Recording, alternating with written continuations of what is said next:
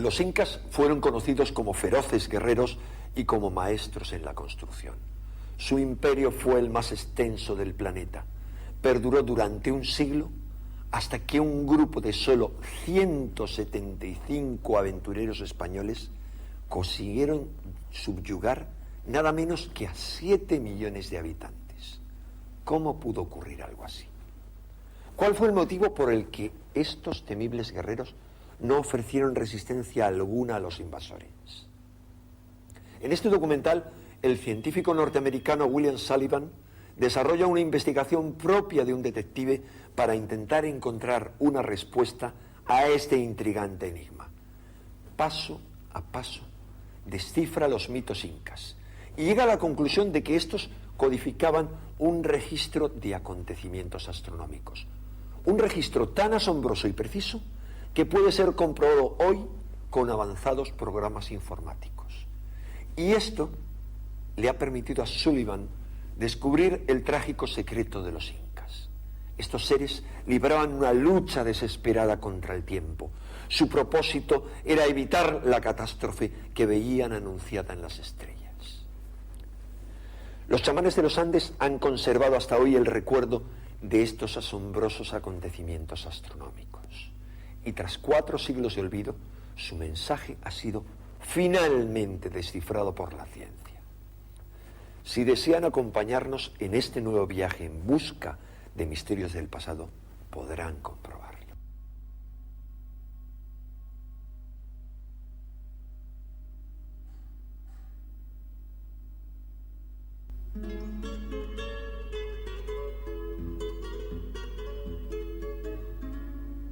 Sol radiante de los Andes, tú que caminas por el mundo.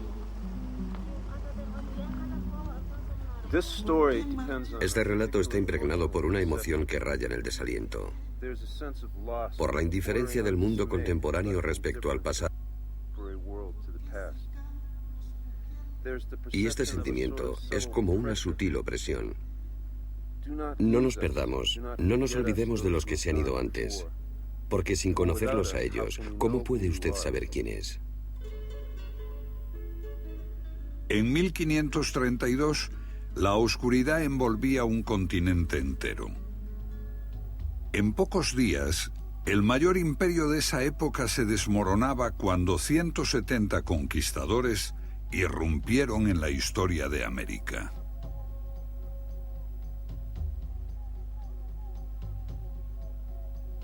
El sorprendente colapso del imperio inca es una crónica de terror, pero su final había sido anunciado por las profecías.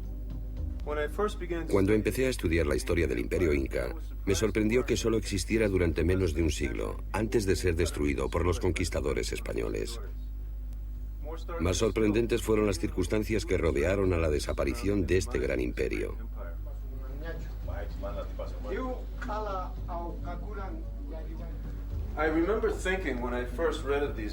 Cuando leí por primera vez lo que había pasado, pensé, ¿cómo puede ocurrir?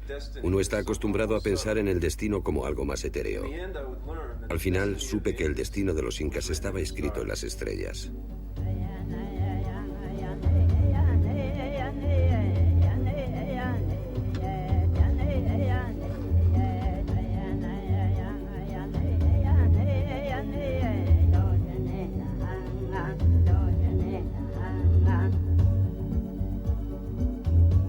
Durante el día, en las tierras altas de Perú y Bolivia vibraba una canción incontrolable. La tierra herida clamaba por sus labradores perdidos desde las terrazas rotas en las colinas abandonadas hasta la desolación del altiplano. Es la Pachamama, la madre tierra. De los 7 millones de sus hijos que fueron testigos de la llegada de los españoles, 6 millones murieron después de la conquista. Los supervivientes que sufrieron durante siglos la degradación del cataclismo no lo han olvidado.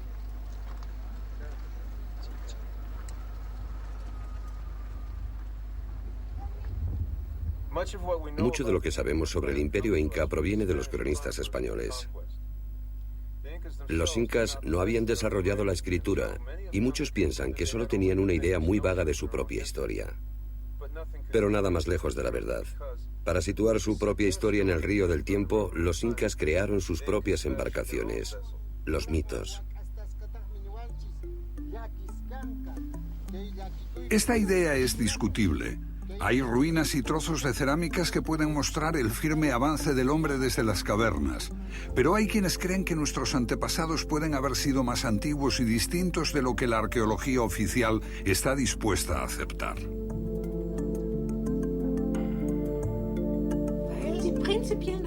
Durante un centenar de años, todos los estudiosos consideraron que nuestros antepasados eran los chimpancés. Cuando Darwin llegó con su maravillosa evolución, cometieron el error de pensar: déjenme amarrar mi pequeña barca detrás de este gran barco. Y así navegamos. Pero la teoría de la evolución está pensada solo para organismos, y nuestros antepasados no eran amebas. Hace 10 años, Herta von Degen escribió un libro demostrando que nuestros antepasados poseían sorprendentes conocimientos sobre astronomía, ocultos y codificados en sus mitos, un conocimiento hasta ahora ignorado.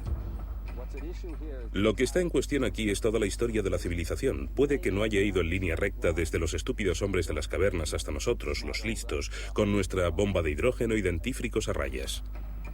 John West aplicó la geología, la astronomía y los mitos para descubrir que la esfinge de Gizeh debe de tener algunos miles de años más de lo que creen los egiptólogos. Entre muchos estudiosos existe la convicción de que el pasado distante es mucho más interesante de lo que parece y que la gente tenía entonces conocimientos más avanzados de lo que creíamos hasta hace poco. Un aspecto al que dedicaron sus esfuerzos fue el estudio del cielo. Y actualmente disponemos de una gran capacidad para recuperar esta información incrementada con las posibilidades que nos ofrecen los ordenadores digitales. Bill Sullivan detecta en los mitos una precisión de conocimientos tan sofisticados como los monumentos de piedra de los incas. Sorprendentes conocimientos de astronomía, impresionantes profecías, las claves para responder al misterio de por qué un imperio poderoso cayó en manos de un puñado de conquistadores. 5 años antes, el último inca auténtico había profetizado la pérdida del imperio cuando agonizaba. ¿Fue esta la causa de la resignación de los incas ante los conquistadores españoles? Los enigmas de los Andes. Vayamos a la búsqueda de sus secretos. Algunos los conocemos gracias a esta anciana alemana y a las desiertas planicies que ella preservó para la posteridad. Aquí está en sus últimos días la difunta María Reiche y la maravilla que es Nazca.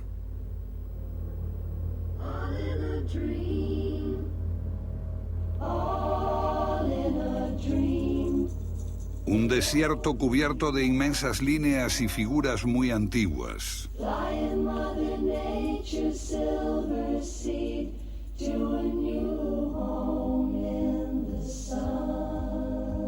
Su significado es confuso, pero debe de tener relación con la astronomía. Este es un testimonio de una visión mágica del mundo, el cosmos y sus poderes. Estas imágenes permanecieron mudas y desconocidas durante siglos porque en la Tierra son virtualmente invisibles, solo se captan desde el aire. El mono representaba la llegada anual del agua. El milagro de la vida para ese pueblo del desierto era anunciado por la aparición de esa constelación. Una enorme fortaleza destaca sobre Cuzco, antigua capital de los incas. Forma la cabeza de un puma con la ciudad debajo, que es el cuerpo del puma. Y esto solo es visible desde el cielo. Pero si el mundo entero cree que el desierto de Nazca es único, se llevará una sorpresa. El día del solsticio, cuando el sol está en el extremo norte o el extremo sur, en junio o en diciembre, el 21 de junio, el sol del solsticio ilumina las montañas del Valle Sagrado. Aquí, el investigador peruano Fernando Elorrieta descubrió una pirámide con una base 28 veces más grande que la Gran Pirámide de Gizeh, diseñada para permanecer invisible. Las líneas marcan los solsticios de junio y diciembre y también los equinoccios, el 21 de marzo y el 21 de septiembre. La pirámide solo puede verse desde las montañas. De ninguna manera es posible comprender que estamos sobre probablemente la pirámide más grande del mundo. Esta es la ventana donde ingresa la luz del sol en el amanecer de junio 21. Es un inmenso reloj de sol y de la eternidad. Los andinos no tratan de dominar a la naturaleza, sino de vivir en total armonía con una de las geografías más diversas del mundo. Lo fundamental fue crear, diseñar testimonios que vincularan al hombre con el cosmos. Y solo las personas especializadas, no las personas profanas, podían comprenderla. Los secretos de una élite de sacerdotes y de nobles. El 21 de junio se reunían aquí para contemplar un puma que aparecía en el solsticio, hasta que los españoles le cortaron la cabeza.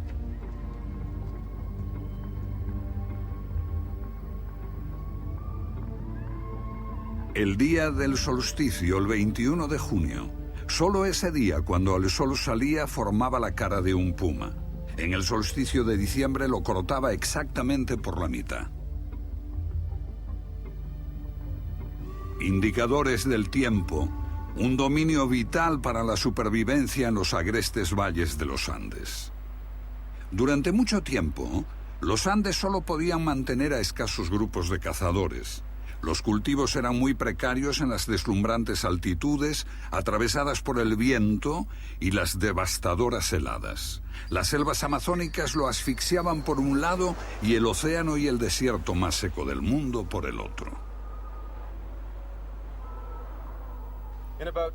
Cerca del 200 a.C., un impulso creativo de gran pujanza revolucionó la vida en esta región.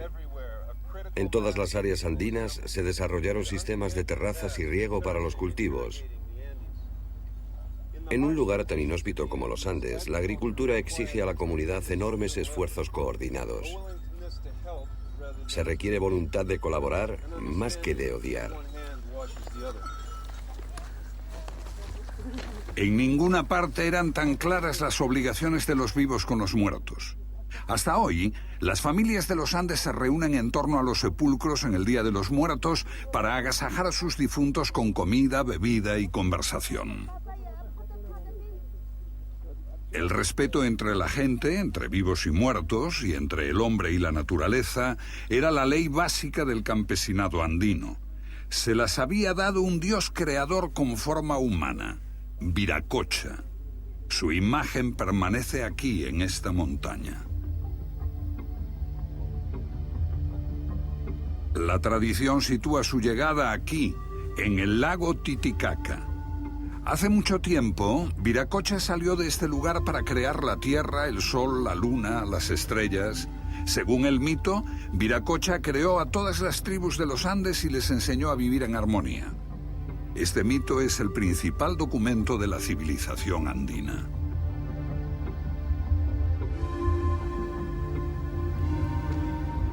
Cada tribu poseía un lugar propio llamado Pacarina. Podía ser una fuente, una caverna o una colina, de la cual habían emergido los ancestros de cada tribu, llegados desde el lago Titicaca y enviados por el dios Viracocha para poblar los Andes. La Pacarina era como el título de propiedad de una tribu. Demarcaba el derecho de posesión de las tierras tribales desde tiempos inmemoriales. Lo genial de este sistema era que la Pacarina significaba el lugar del amanecer. Del mismo modo que cada estrella tenía un lugar fijo en el firmamento en relación con las otras, cada tribu tenía su propio territorio bien fijado y podía vivir en armonía con todas las otras tribus. En cierto sentido, una Pacarina es literalmente un portal a las estrellas. Aquí, en la cúpula del cielo, están escritas las formas de pensamiento de la civilización andina. De noche, resplandece un firmamento de brillo inmaculado. Aquí está la Vía Láctea, una banda brillante en el cielo centellea con tal intensidad que su gran espiral de polvo interestelar aparece con asombrosa nitidez. Oscura e insondable, estas nubes negras reciben el nombre de llama, cóndor, perdiz, sapo, serpiente, zorro. El zorro y la llama. Imágenes en el cielo nocturno de los Andes que serán cruciales en esta historia y que se reflejaban en sus tierras sagradas. Los incas concibieron de que este valle es sagrado por ser un reflejo en espejo de la Vía Láctea. Por ejemplo, utilizaron las formas de la naturaleza para representar las imágenes de las constelaciones andinas, como el caso de la imagen de la llama junto al pueblo de Ollantaytambo.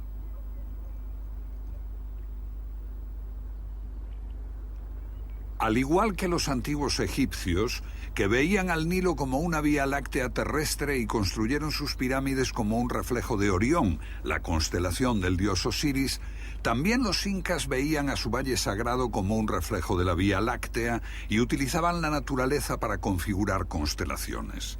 Por ejemplo, Hampatu, el sapo.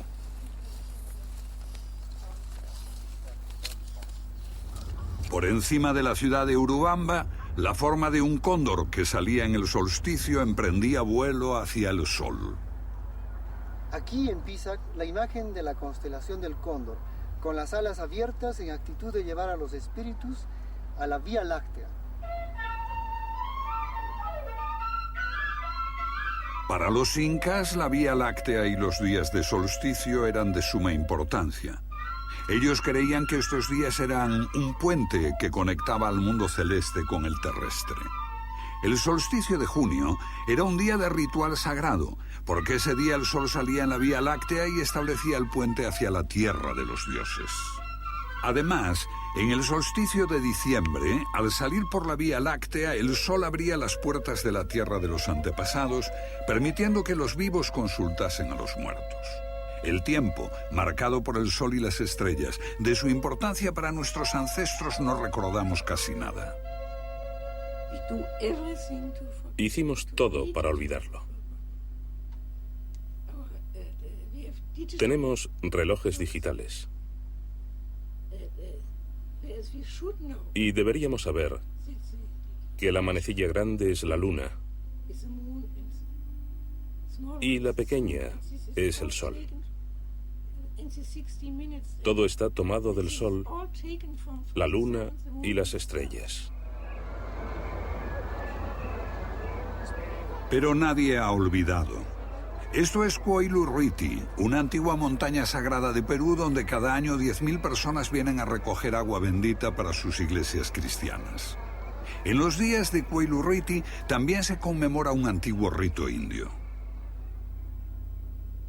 En el mito occidental, el cazador celestial Orión se enfrenta a la constelación de Tauro, cuyo omóplato está formado por las 7 estrellas de las Pléyades, una constelación que desaparece durante un mes.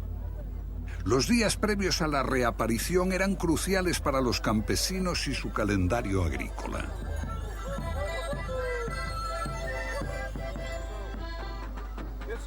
Es el 7 de junio y esta gente viene a celebrar la salida de las Pléyades.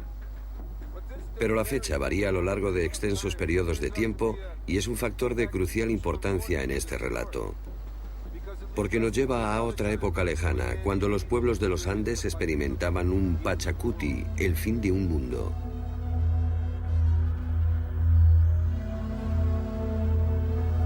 Un Pachacuti, el fin de un mundo. El temor por el Pachacuti y la creencia de que podían verlo escrito en las estrellas es el punto central en la investigación del escritor estadounidense William Sullivan. La llegada de los españoles constituye un Pachacuti para los incas y los Andes, el fin de su mundo.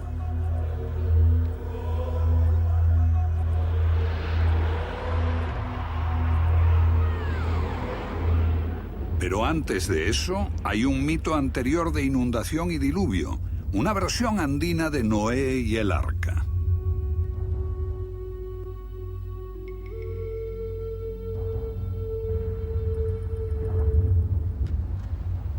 En este mito, la llama dice al pastor que lleve a los animales hasta la cima del monte Vilcacotto, señalando a las Pléyades que se elevan sobre la montaña.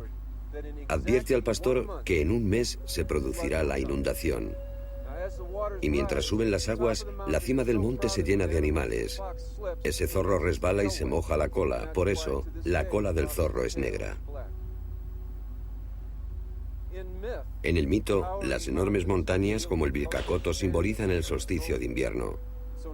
Y así sabemos que buscamos justamente lo que dice la llama, la época en que las Pléyades se alzaban exactamente un mes antes del solsticio del 21 de junio.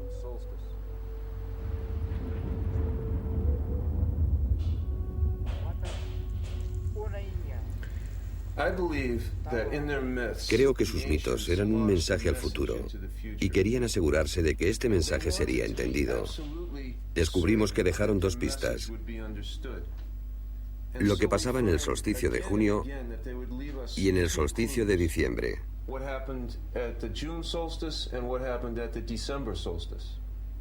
Ahora el ordenador nos muestra los cielos en el pasado.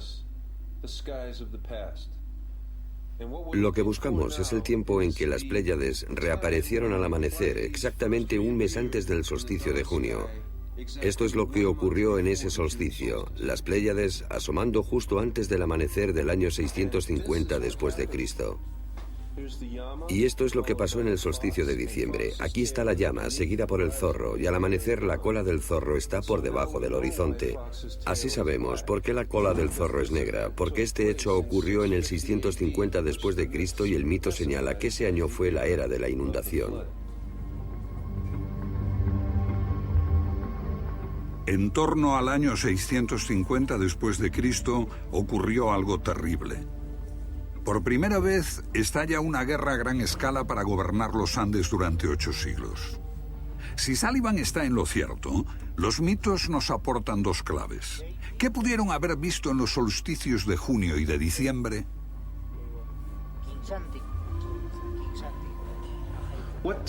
¿Qué terrible acontecimiento hizo que los astrónomos andinos se fijasen en el cielo?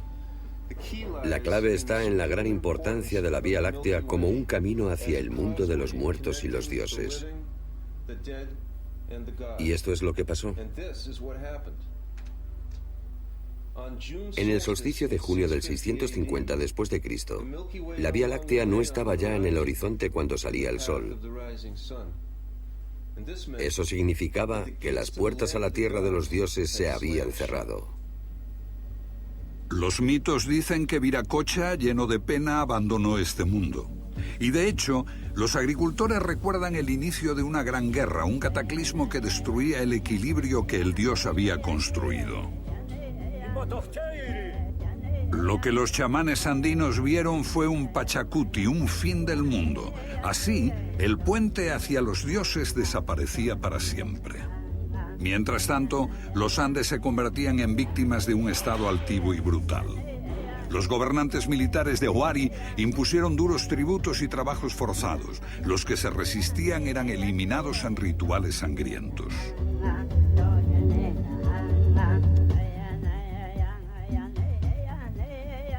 Estas interminables paredes de piedra cuentan la historia de la pesadilla que se precipitó en los Andes. Los señores de Huari obligaron a los campesinos de esta región a que las construyeran. Numerosas barracas como campos de concentración, donde los funcionarios de Huari podían vigilar el trabajo forzado, recaudar impuestos y controlar la producción de objetos de lujo. Las tierras altas andinas implosionaron, tribu contra tribu, valle contra valle. Surgió una nueva élite, los guerreros, cuyo objetivo era someter a los campesinos y perpetuar la guerra a sus expensas. Los campesinos se consideraban descendientes de las estrellas. Los guerreros se comparaban con los planetas, libres para vagar entre las estrellas. Los estudiosos afirman que los pueblos andinos no conocían los planetas, pero en este cielo cristalino parece difícil pasarlos por alto. Un cronista hizo una lista con todos sus nombres y tenían un sorprendente parecido con los dioses planetarios de Grecia y Roma. Chaska Collior, la bella mujer de pelo rizado, era Venus. Aucha, el dios del tiempo, la justicia y la recompensa, era Saturno. El dios de la guerra, Acayoch, era Marte. Cuatahuiliya, el mensajero, era Hermes o Mercurio. Y Pirúa, de donde puede venir el nombre de Perú, era el rey, el dios supremo, Júpiter. En este periodo, Viracocha, el dios que se había marchado, también fue visto bajo otro aspecto. Estos son restos de un templo inca dedicado al dios supremo Viracocha. Los españoles creyeron que esta era una palabra inca que significaba lejos desde el mar. Pero los incas se rieron porque la palabra viene de una región totalmente distinta y de una lengua que se hablaba en el lago Titicaca, donde se originaron los dioses. Y allí significa plano inclinado del mar celestial, pero ¿inclinado en relación a qué?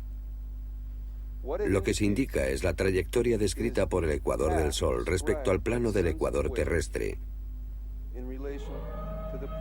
Y la posesión de este conocimiento era la clave para entender la precesión y el movimiento de las estrellas. El fenómeno astronómico de la precesión era el gran misterio que fascinaba a nuestros antepasados y no es difícil explicar. ¿Lo recuerda?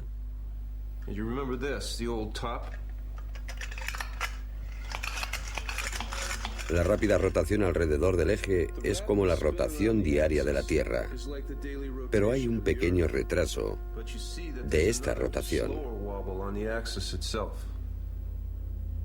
Un giro excéntrico del eje se produce cada 26.000 años. Desde la Tierra parece que las constelaciones viajasen a través de las épocas.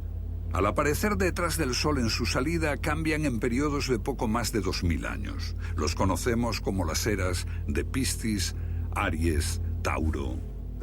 El zodíaco, tal como lo concebimos, tiene 12 constelaciones. ¿Compartían los incas este concepto? Los campesinos indígenas me han dicho que sí. Tenían un sistema de 12 casas en el cielo. Y allí hay restos de 12 templos dedicados a cada uno de los 12 linajes reales incas.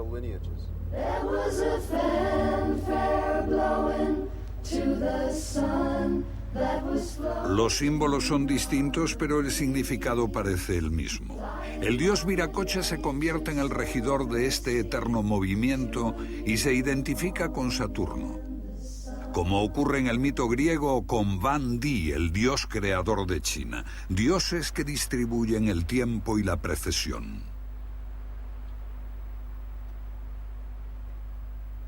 Saturno era llamado el padre del tiempo porque efectuaba un periodo más largo que cualquier planeta en torno al Sol. Y los antiguos utilizaban a Saturno para rastrear el inmenso trayecto del tiempo procesional a través de sus conjunciones con el planeta Júpiter. Para medir esa distancia de 26.000 años existía este atajo. Saturno y Júpiter se unen cada 20 años. Cada conjunción ocurre a una tercera parte de su paso a través del zodíaco, pasando ligeramente por su anterior ubicación. Después de 40 conjunciones, unos 800 años, vuelven a su lugar de partida. Un atajo a la precesión desconocido por nosotros durante mucho tiempo. Pero los pueblos andinos lo sabían muy bien. Aquí, en este templo, los sacerdotes ejecutaban 40 danzas.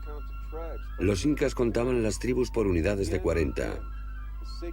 El número sagrado 40. La clave para calcular la precesión de los equinoccios y el símbolo del eterno retorno aparece en el ritual.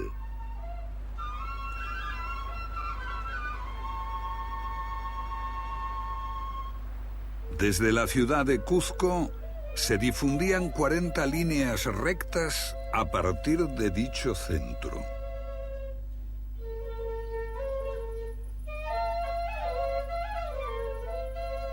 Aquí surgió un nuevo poder en los Andes, los incas, durante un momento breve, brillante en el tiempo. Su aparición queda oculta en los mitos. Los narradores dicen aún que el dios Viracocha bendijo a sus antepasados al dejar este mundo y dio su apoyo a los incas para asegurar sus derechos en este mundo. Bill Sullivan cree que también este mito tiene otro significado. Los incas asimilaban su mítico antepasado, Manco Cápac, al planeta Júpiter. Y el mito señalaba una conjunción de Saturno y Júpiter que anuncia al mundo entero cómo los incas, con la bendición de Viracocha, habían llegado para gobernar en los Andes. Una forma de legitimar su derecho al poder. Pero por alguna razón los incas van más allá. Algo importante sucedió que les hizo empezar a comportarse de un modo muy diferente.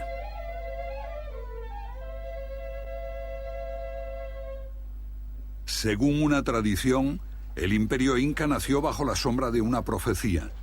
Su origen se sitúa en torno al año 1440, menos de 90 años antes de la llegada de los españoles.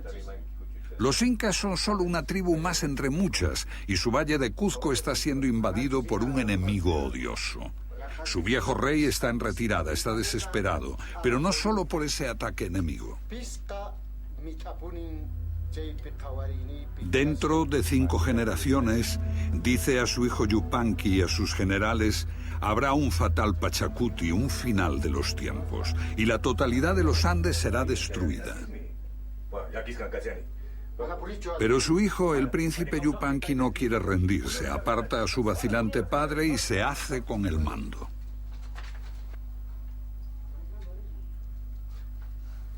Al contrario que su padre, Yupanqui no estaba dispuesto a aceptar la derrota. Propuso algo diferente, una visión revolucionaria, crear un imperio del sol.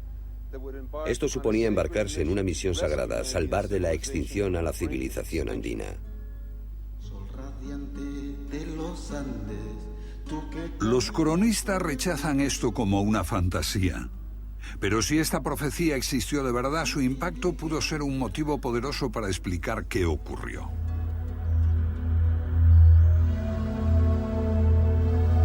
El príncipe Yupanqui asume un nuevo y significativo nombre: Inca Pachacuti, el que derriba el mundo. Parece arrastrado por un extraño sentimiento de urgencia. Partiendo del estrecho valle de Cuzco, él y sus 4 sucesores inician un curso de expansión. En una de las más inaccesibles regiones de la Tierra, conquistan un imperio de una extensión similar a la existente entre Canadá y el Caribe, o desde Islandia al Sáhara, en un breve periodo de solo 80 años.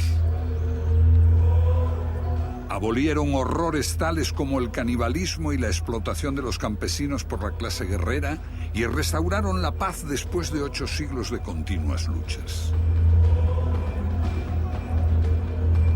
Así se impusieron sobre los otros. Llamaron a su reino el Imperio del Sol. El Inca Pachacuti no pudo recuperar la antigua paz de Viracocha. Favorecer a los campesinos oprimidos podía crear conflictos con los guerreros. Para evitarlo, ofreció a estos últimos el prestigio de participar en la creación del Imperio del Sol. Y así, la trayectoria de los guerreros se iluminaba con las imágenes del sol y de brillantes estrellas y planetas. Existía un sentido y un objetivo. En todas las empresas de los incas había un reconocimiento de profunda tristeza, como también un sentido de la belleza y un placer en el riesgo ante la posibilidad de una tragedia. Si había que luchar en muchas batallas, había que superar muchos obstáculos, pero por encima de todo, había un extraño y poderoso carisma que defendía a los pueblos andinos que tenían su centro en el Cuzco.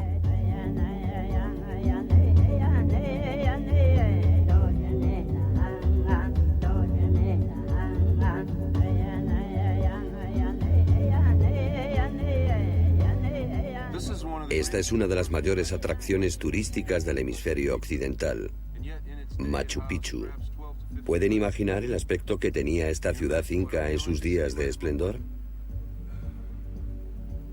A diferencia de otros imperios, los incas no malgastaron su talento erigiendo templos profusamente adornados. Por el contrario, construyeron en la tierra. Por todos los Andes, los incas impusieron un férreo sistema donde cada tribu conquistada trabajaba por el bien común. El dinero era desconocido y la propiedad privada estaba severamente limitada. La grandeza se consiguió centrando todas las energías en la construcción de terrazas, sistemas de riego y carreteras.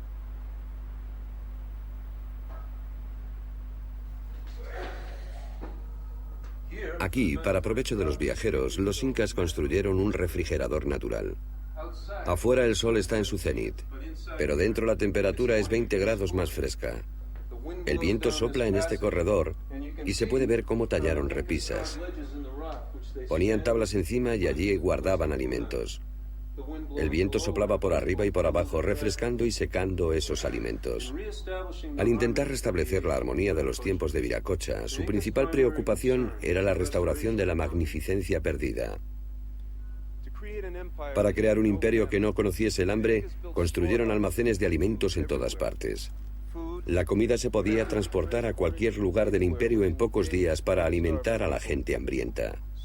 Almacenes como este, colocados en lo alto sobre estos riscos donde se guarda maíz que el viento de este valle mantiene seco y evita que se pudra.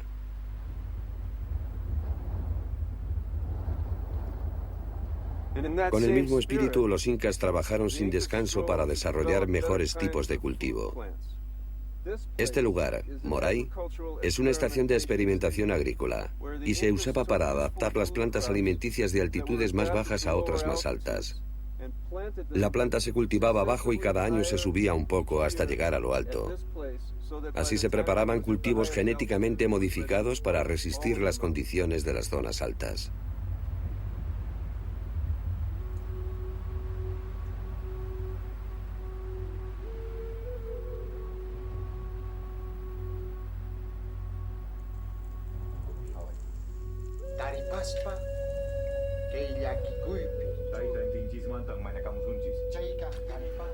¿Qué impulsaba a los incas? ¿Qué hizo que Pachacuti y su padre mirasen al cielo? Los incas han sido acusados de glorificar y manipular su propia historia. Veamos el testimonio de un grupo completamente distinto. Las tribus conquistadas de Huarochiri. Según sus leyendas, hay una llama en el cielo que baja de la Vía Láctea y bebe todo el agua del mar cada noche. De lo contrario, el mundo se destruiría. Y miren esto. Esto es lo que veían Pachacuti y su padre. Igual que en el 650 después de Cristo, cuando un zorro se hundía, ahora es el turno de la llama.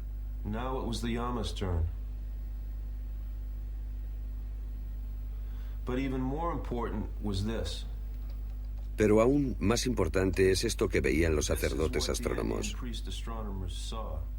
La trayectoria del Sol a punto de separarse de la Vía Láctea. Este sería el puente que llevaba a la tierra de los antepasados, lavados en las riadas del tiempo. ¿Era esta la profecía? ¿Que el muerto ya no volvería más para instruir a los vivos? ¿Fue esta la terrible debilidad de los incas, la certeza de que una catástrofe cósmica llegaría de los cielos? Pachacuti no podía permanecer impasible mientras su tradición sagrada corría peligro. Si era cierto que los hechos en el cielo influían en la tierra, ¿era posible lo contrario? ¿Podían las acciones humanas alterar el curso de las estrellas? Yo creo que era así como Pachacuti concebía la guerra. Una guerra contra el tiempo, porque el tiempo era despiadado. Y por eso había que detenerlo. Yo no conocería esta historia si no hubiese dado con la crónica española del sacerdote Martín de Murúa, uno de los pocos conquistadores que vio los hechos desde la perspectiva de los indios. En esta crónica, Sullivan encuentra más evidencias que avalan su postura. Martín de Murúa registró una leyenda del comienzo del reinado del Inca Pachacuti. En ella, un anciano con barba provoca grandes lluvias que amenazan con ahogar a Cuzco, haciendo sonar la sagrada caracola. El Inca Pachacuti va a buscarlo. Todo esto puede reflejar un acontecimiento histórico. Fuertes lluvias amenazaban la capital del Cuzco. Pero el mito menciona también un acontecimiento astronómico. Se trata de la conjunción de los planetas Júpiter y Saturno. La verdadera alarma para los incas era que esta conjunción de planetas tuviese lugar en el mismo punto que en el 650 después de Cristo. Habían pasado 40 conjunciones y ahora Saturno y Júpiter ocupaban justamente el mismo lugar en el cielo. La misma conjunción que 8 siglos antes había anunciado el colapso inminente del mundo anterior. Como todo andino, Pachacuti creía que las señales del cielo anunciaban lo que pasaría en la Tierra. Pero si cambiaban los hechos en la Tierra, ¿se podría alterar el curso de las estrellas? Por ejemplo, si él podía impedir que el mundo cayese en el caos y en el derramamiento de sangre y restauraba el orden de Viracocha en la Tierra, ¿podrían los cielos evitar sus fatales conjunciones? ¿Se podía eludir el destino? Martín de Murúa cuenta que así lo hizo emprendiendo una reforma religiosa. Pachacuti transformó la ciudad de Cuzco en el ombligo de la tierra, con el sol como centro de la religión. El Coricancha, el templo del sol de Pachacuti, estaba revestido en oro, y de aquí salían 40 rayos llamados seques, que señalaban al horizonte. Junto a estas líneas hay santuarios naturales, y cada tribu era responsable del mantenimiento de uno de esos santuarios. Y así, como si fuera una telaraña gigante, todos los pueblos tribales de los Andes, los descendientes de las estrellas, estaban ligados con el sol que ocupaba el centro. Y él instituyó esto, la Intihuatana, que literalmente significa para amarrar el sol. ¿Pero amarrar el sol para qué? Para ligar con la religión solar a todos los pueblos tribales de los Andes. Cada tribu descendía de una estrella propia. Si las estrellas no podían moverse en relación al sol, entonces ellos podían ganar la guerra contra el tiempo.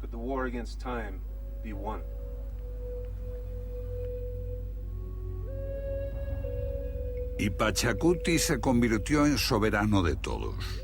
El día del solsticio de diciembre, el día en que el puente hacia los antepasados estaba abierto. Ese día, 10.000 llamas fueron sacrificadas en todo el imperio.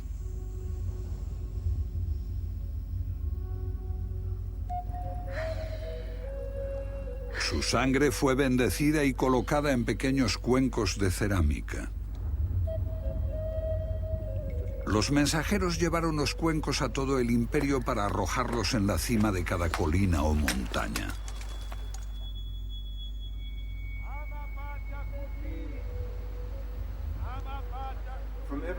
De todas partes del imperio, las tribus enviaban delegaciones aquí, a Cuzco. Cada una llevaba 2 niños inmaculados. Algunos de esos niños eran sacrificados aquí, en Coricancha, en el más solemne de todos los rituales, conocido como el Capac Cocha. Todas las delegaciones eran acogidas en Cuzco para la santificación, y desde allí regresaban a su tierra natal con los niños supervivientes.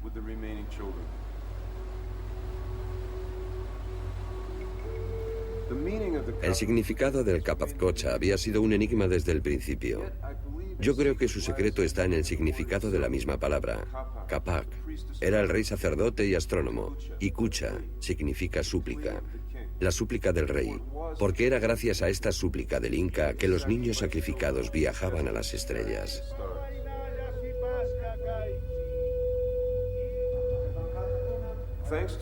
Gracias a la crónica del sacerdote Murúa, conocemos ahora las verdaderas palabras de la súplica. Que el sol y la luna sean jóvenes para siempre. Que la tierra siga en calma. Ama Pachacuti.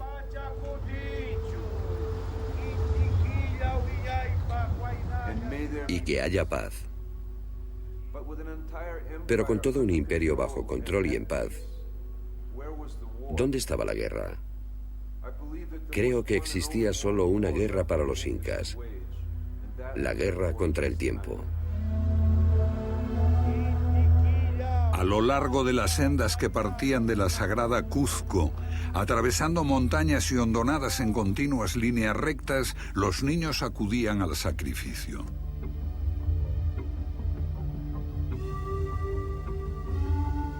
Aún los encontramos allí, acompañados de sus muñecos, pequeños cuyo destino era llevar al cielo las súplicas del mundo. Una resonancia fascinante se estableció entre extremos de horror y belleza. Había que anticiparse e impedir el cumplimiento de la profecía para salvarse de la destrucción. Este fue el secreto de la familia real y de un pequeño círculo de iniciados. Pero este secreto grabado en los muros también era conocido por otros astrónomos. Creo que en México una profecía similar hizo a los aztecas librar su propia guerra contra el tiempo, pero con terror, alimentándolo al sol con decenas de miles de víctimas sacrificiales. Al luchar contra la misma terrible visión del futuro, los incas recurrieron a las aguas del dolor en lugar de a las de la cólera, y así enviaban niños inmaculados como emisarios a las estrellas, emisarios con un desesperado mensaje para abogar por la humanidad ante los jueces del cielo. Este ruego, llevado al cielo por las almas de los niños sacrificados, revelaba el sentimiento de que el Creador había abandonado a su creación.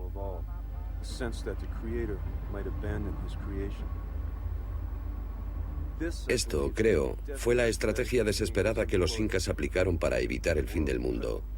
Pero si quieren hacer reír a Dios, cuéntenle sus planes.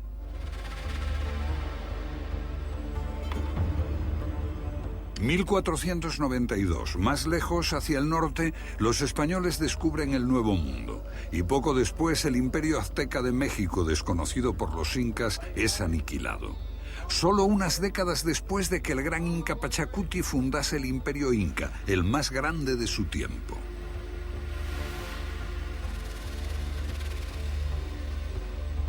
El quinto gran Inca, el último de ellos en gobernar, Huayna Cápac, yace moribundo por una enfermedad desconocida. Es el flagelo de la viruela que los europeos trajeron al Nuevo Mundo y ahora les precede. La historia dice que sus últimas palabras fueron estas: entonces voy a ser el último, la guerra está perdida. Creo que lo que realmente le conmovió fue lo mismo que el Inca Pachacuti había visto y temido: el camino del sol, partiendo de la Vía Láctea, y la creencia de que la entrada en la tierra de los muertos, en el mundo de los antepasados, estaba cerrada. Y este hecho se acentuaba por una única conjunción de los 5 planetas visibles, un hecho registrado hasta en China. Venus y Mercurio se unían con Júpiter y Saturno, y con Marte, el planeta rojo de la guerra. Los otros 4 no se detendrían, pero Marte se quedaría rezagado en el cielo y contemplaría la destrucción inminente.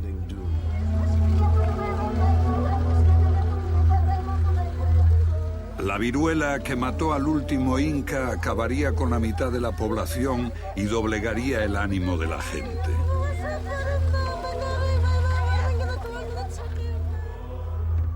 La aparición del fenómeno que hoy conocemos como la corriente del Niño azota el país y destruye las tierras costeras. Estalla una guerra civil entre los aspirantes a reinar, destruyendo la confianza de la gente en un liderazgo justo.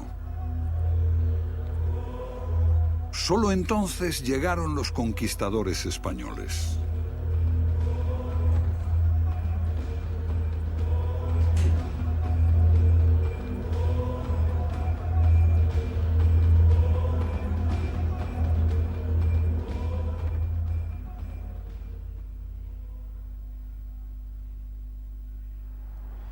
Esto es todo lo que queda del Templo del Sol, el corazón del Imperio Inca.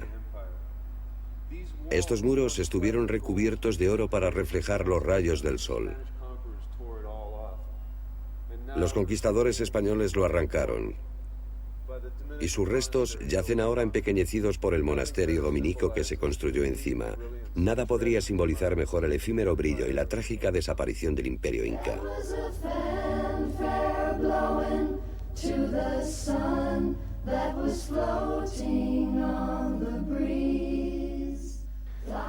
Los chamanes andinos fueron aniquilados, torturados, mutilados, golpeados hasta la muerte, desmembrados, quemados vivos. El gran río del conocimiento que fluía por los Andes quedó agotado, reducido a polvo, a una caricatura de sí mismo.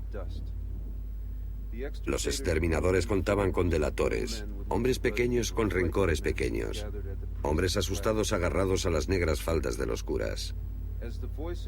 Mientras la voz de los Andes se silenciaba, lo que quedó fue un legado, relatos deformados por el tiempo, mensajes codificados, mitos.